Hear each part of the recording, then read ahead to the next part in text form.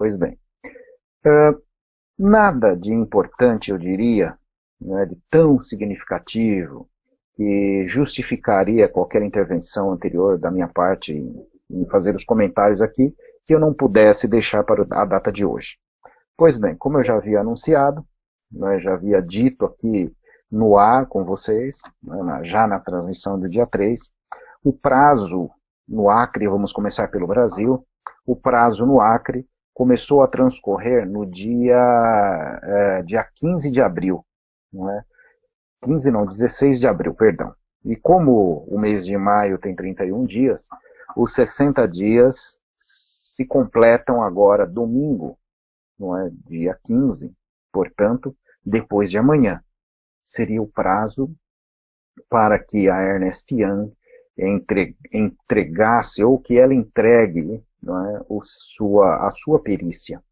No entanto, como cai no domingo, evidentemente que a data fica automaticamente, conforme as regras da justiça aqui no Brasil, ela fica automaticamente postergada para o dia seguinte. Então será no dia 16, o limite máximo para que a empresa entregue a perícia pelas quais ela foi determinada a fazer. No entanto, ela pode perfeitamente, nessa data, nesse último dia, pedir aí, protocolizar ou, como preferirem, não é, um novo pedido de dilação de prazo, por alguma razão, se eles entenderem que ainda não está concluída a perícia, se falta algum elemento, enfim, uma série de acontecimentos que essa empresa perita entender ser necessária a dilação de prazo, ela formalizará o seu pedido e certamente é muito provável, não teria razões, nem teria como negar um pedido desse, né? Até porque essa perícia será a pilastra, não é? Será a espinha dorsal para a tomada de decisão que a juíza lá do Acre precisa tomar. Não é? Agora ela está em fase já de sentenciamento, não há mais nada que possa ser feito, né, no caso dessa ação, né, que é a ação, aquela ação civil pública, não é? Não a preparatória, que tem a liminar, né, sustentada com a paralisação da empresa, mas sim a ação civil pública que visa especificadamente o encerramento da empresa, né, na visão do Ministério Público do Acre.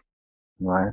E a suposta, porque isso também não está me convencendo, a suposta devolução dos valores que os divulgadores ainda não recuperaram pelo seu investimento nesse empreendimento, não é, que seria uma suposta defesa dos direitos, dos nossos direitos de divulgadores que ainda não receberam o seu investimento de volta, né, pelo seu trabalho nesse empreendimento. Então, supostamente, o Ministério Público estaria nos defendendo nesse quesito, que já falamos N vezes, vale mais uma vez, é uma bobagem inominável essa colocação, porque se eles tivessem realmente o interesse em nos devolver, já o teriam feito, né, com as iniciativas da empresa nesse sentido, sem criar subterfúgios absurdos, como multa diária de R$800 mil por cada divulgador, em determinadas circunstâncias. Evidentemente, né, que isso seria uma estupidez, né, aceitar esse acordo, né, nesses termos. Então, eles criaram situações absolutamente inaceitáveis para criar uma aura, né, de negativismo contra a empresa, alegando que a empresa não aceitou, e já que não aceitou, agora não quer mais saber de nada. Né? Por isso, que jogou por terra toda a movimentação em nome, né, que fez a empresa, em nome do mutirão da devolução, em que nos esforçamos, a grande maioria, talvez, não sei, em enviar os seus, eu enviei os meus, não é? Enviar os dados para a empresa para que ela pudesse aí patrocinar um futuro documento, né, das nossas solicitações para serem colocados, para serem impetrados esse pedido de devolução, não é? Em conjunto, não é? De maneira, digamos, consensual, seria a expressão correta, entre empresa e divulgador, solicitando isso ao Ministério Público, né? Seria a materialização, O objetivo da empresa foi mais ou menos assim. Veja, não foi aceita nenhuma colocação de devolução proposta pela empresa, não é? E quando o Ministério Público fez essa proposta, o fez de maneira inaceitável, sendo que transformaria, a empresa teria que aceitar a proposta de devolução nos termos do completo encerramento da empresa e transformando a empresa em criminosa. Então tem determinados termos que são inaceitáveis, né? Então inviabilizou totalmente. Bom, posto isso, muitos, não poucos, né? Muitos, também diante do volume, né, mais de 1.040.000 divulgadores que existam no Brasil, isso já foi quantificado pela própria empresa. Então, alguns, né, vale a pena falar em alguns, porque não foram tantos nessa proporção, impetraram ações na justiça, tentando adentrar ao processo como polo, não é? Seja como litisconsorte ativo, ou seja, parte integrante desse processo para poder opinar, não, né, para poder agir no processo, ter o poder de ação nos autos, não é? Colocar o seu ponto de vista, colocar os seus pedidos. A juíza denegou isso peremptoriamente para todo mundo que tentou dessa forma.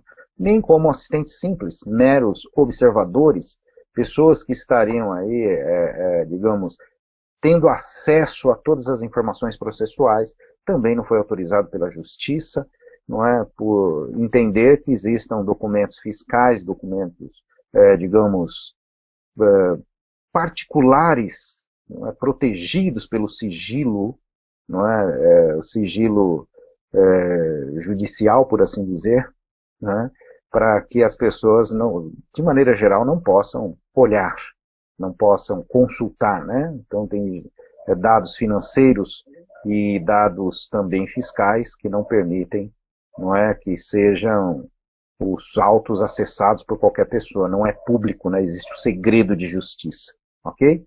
Então, nessa circunstância, lamentavelmente, a empresa não restou outra alternativa. Então, patrocinou, não é? Ficou como sponsor, por assim dizer, nessa mutirão da devolução. Seria a materialização da vontade de divulgador. Então, seria a nossa vontade em solicitar para o Ministério Público, especificadamente, todos sabemos, quem patrocina isso é unicamente, quem está na linha de frente, por assim dizer, é unicamente a doutora Alessandra, e ela, evidentemente já se manifestou através daquela nota, que já comentamos aqui, né, que não vai, de maneira nenhuma, permitir nenhum tipo de acordo, nenhuma materialização do pedido do divulgador.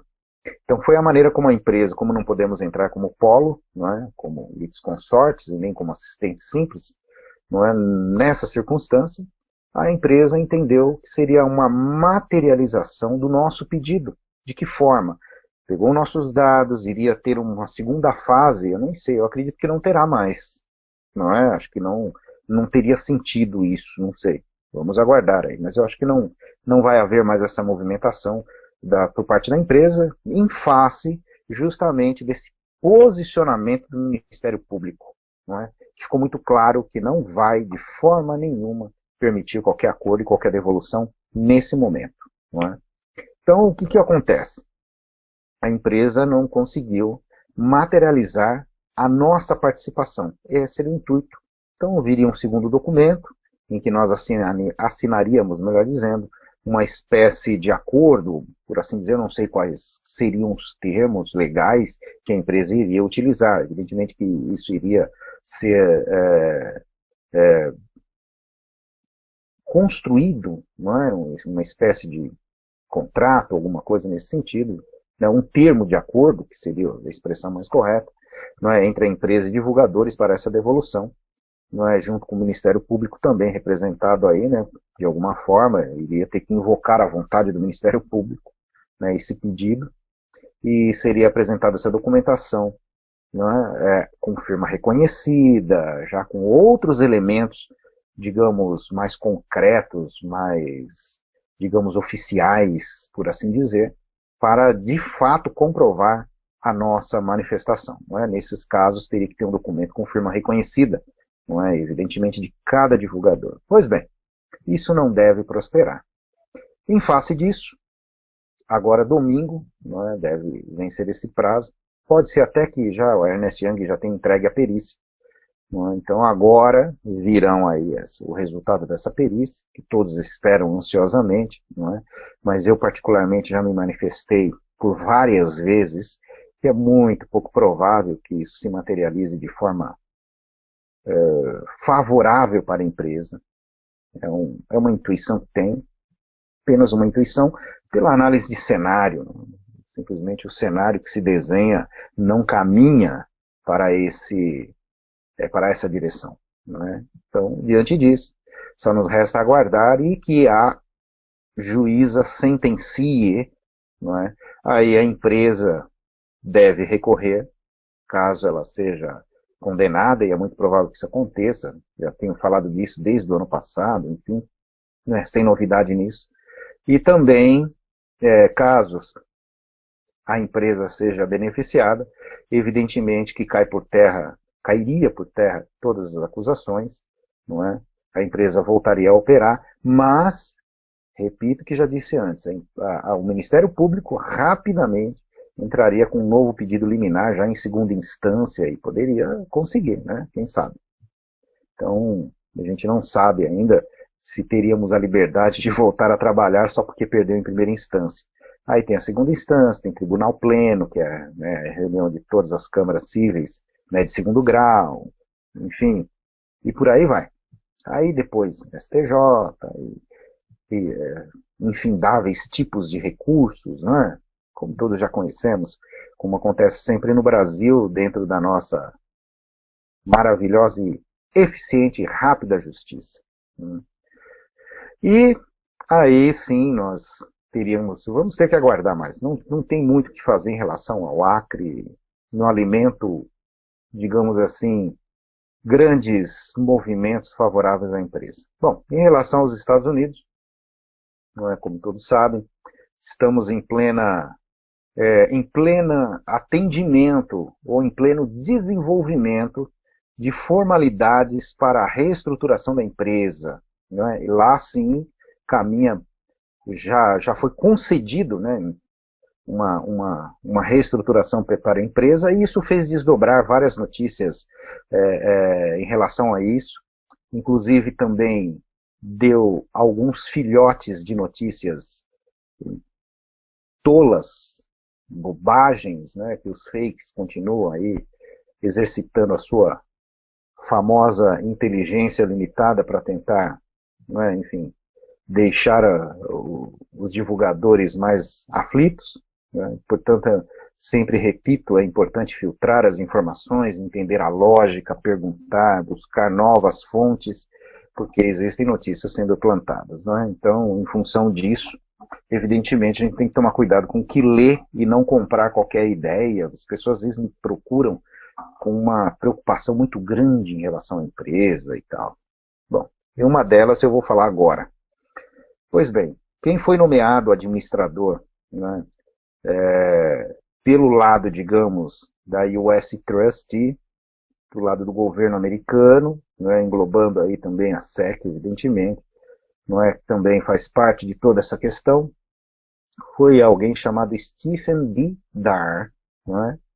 E esse cidadão, ele faz parte de ele faz parte de uma empresa que tem essa especialidade, não é, em cuidar, em participar de reestruturações empresariais. E por várias vezes eu li o currículo do Stephen, existe uma declaração de que ele não faz parte da empresa, não faz parte do governo diretamente, não tem nenhum tipo de ligação com as pessoas do governo, e aquela coisa toda que a lisura judicial americana exige, não é? Ele faz essa declaração sob penas da lei de que tudo seja verdade. Se não for, ele seria indiciado criminalmente, né, por perjúrio, por mentira, enfim, por aí vai.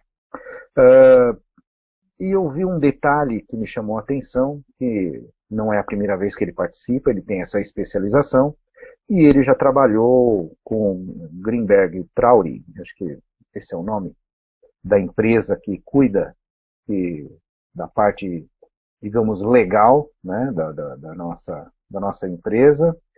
Eu vou aqui, inclusive, acessar nesse momento a KCC, né, para que eu possa ter acesso a essa informação de maneira clara. Ok? Vamos lá. Está aqui, está aqui. Deixa eu ver aqui sobre essa questão do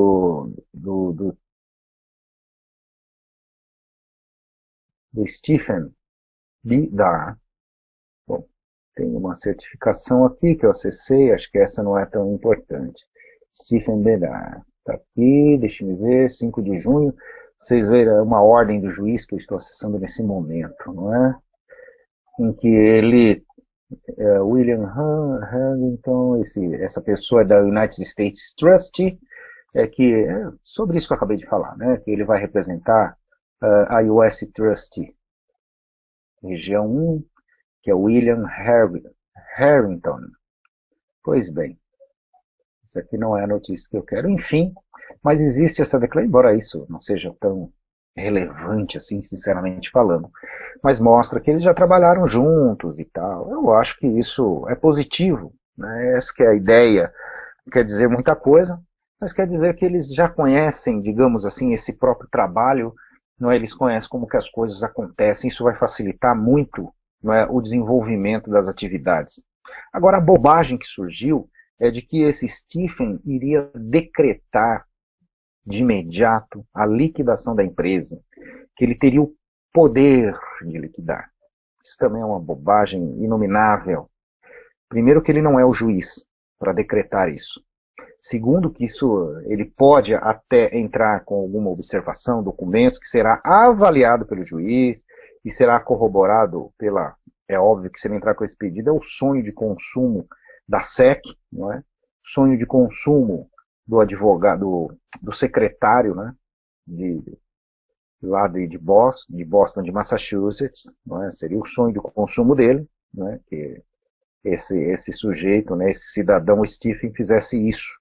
Mas ele é um administrador profissional, gabaritado, não? Ele só faria isso numa circunstância, não é? Se a empresa não se recuperar. O objetivo da reestruturação é promover a reestruturação da empresa para que ela volte a operar de maneira que consiga, na visão de negócio, ser saudável, ser possível, que ela se reestruture. Se a empresa não empreender, não tiver sucesso nesse sentido, é óbvio que não restará outro caminho a não ser a liquidação da empresa. Isso é até óbvio. Vamos supor que a empresa volte a operar e não haja nenhuma venda ou vendas insignificantes dos serviços da empresa. Como que ela vai cumprir com as suas obrigações administrativas, fiscais, se ela não tem faturamento? Vamos imaginar um extremo, é óbvio. Aí não resta outra questão, outra situação, a não ser pedir a liquidação da empresa. É simples assim, não é? Agora, se houver alguma contenda na forma, por que eu digo isso? Já estou evoluindo para esse assunto.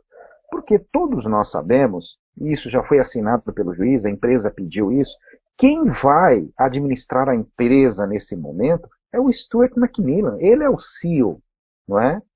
Ele que é o chefe, não é? Maior, o executivo-chefe da empresa nesse momento. É ele quem foi designado para isso a pedido da empresa. É ele quem vai fazer isso. Não é? É óbvio que estará lá na sombra, né, ali acompanhando o Stephen. Ele também tem essa função, terá essa função dentro da empresa. Se eles vão compartilhar decisões, se vai ser feito dessa forma, vamos aguardar. Ficar especulando sobre isso, como muitos falam, e tal, não, porque ele vai liquidar a empresa. Isso é bobagem, que tem um único objetivo, trazer informações falsas contra a empresa. Vejam, melhor dizendo, vocês.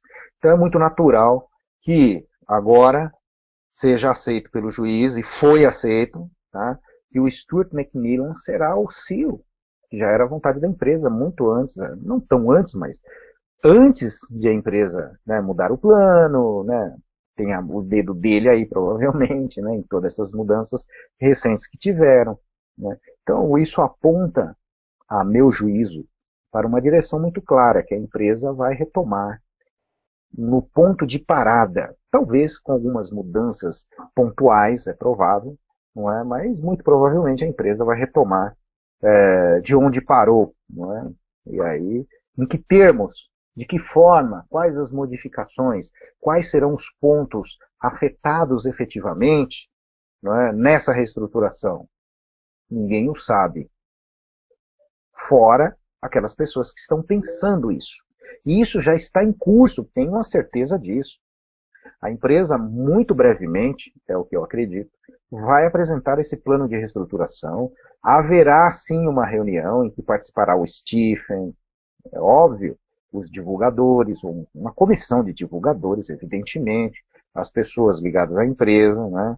Não, muito provavelmente não estará lá, não é? Até porque está sob custódia ainda o James Merrill, né? E nem, evidentemente, nem o Vanzeller estará lá, não é? Porque ele está sendo, digamos, procurado pela justiça americana, né, que quer o depoimento dele, enfim, porque agora existe uma perseguição pessoal. Eles têm aí um desafio a ser superado, não é? Ainda que nós possamos entender como não cabível o que está acontecendo contra eles, mas eu particularmente não vou emitir opinião porque o meu foco é a empresa, né? Esse é o meu foco. Se eles cometeram algum ilícito, fizeram alguma questão administrativa que possa ser interpretada de maneira criminosa e tal, eles vão ter que se explicar. E isso vale em qualquer empresa, seja nos Estados Unidos, e deveria valer no Brasil também, ou em qualquer parte do planeta. Lá o rigor é muito maior. Por isso que, nesse sentido, eu não creio que haja maiores questões, é só o calor do momento, e eles vão, na medida do possível e do necessário, fazer a sua defesa por lá também, não é? Então esse é o desdobramento negativo que ainda existe, mas não contra a empresa, é contra essas pessoas especificadamente, não é? Que é o Vanzeller e o James Merrill, que são os proprietários da empresa, ok? Então existe muito disso. Deixa eu ver aqui. Ok, isso aí depois a gente conversa. Peço a participação dos amigos internautas, por favor, sintam-se à vontade em se manifestar e fazer suas perguntas. Pois bem, essa questão do Stephen B. Darr, de que ele vai detonar a empresa, ele vai acabar com a empresa assim que ele botar o pé lá dentro, vai mandar encerrar a empresa, coisas não funcionam muito assim não. Bom, vocês estão falando, então nós sabemos que o Stuart Macmillan é que vai assumir a gestão da empresa, junto com a Alvarez & Marsal, que é a empresa contratada. Ok? E o Greenberg Traurig é quem vai continuar dessa parte legal, que já teve uma atuação em conjunto, não sei em que termos, mas foi declarado pelo próprio Stephen. Eles já tiveram alguma atuação, algum contato profissional nesse sentido. Isso não é, repito, impedimento para que eles voltem a trabalhar, porque eles são independentes, não é? A questão da Traurig, não é? Essa empresa de advocacia, ora, ela está atuando em favor da empresa, evidente, defendendo, enfim, cuidando da parte legal.